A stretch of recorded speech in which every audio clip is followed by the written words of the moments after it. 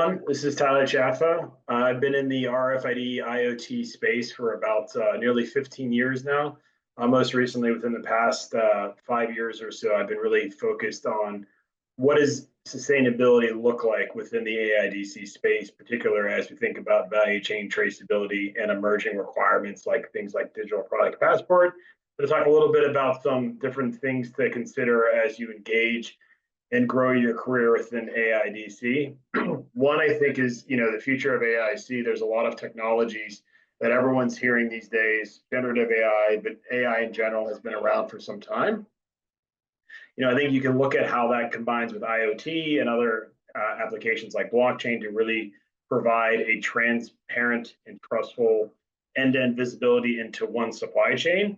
One of the things that I think is important to consider is that the pace of technology is moving so quickly now for things like generative AI. If you think about the explosion of, data center growth, if you look at the data center build out, you've got some of the major hyperscalers within North America spending $100 billion to invest in new data centers.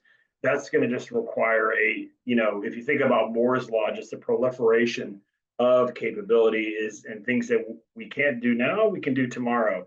So I think, constantly looking at these things, and I would say Gartner is a great place to look at. And if you think of the hype cycles for various technologies, things like IoT, things like digital product passport are just ramping up. And so the value around these types of technologies will only start to be realized here within the near future. And I think the sky's the limit. I think it's also important to consider how are all these things going to interconnect. You'll have a lot of these macro trends around right now, the tariffs, sustainability, how do all these things come together?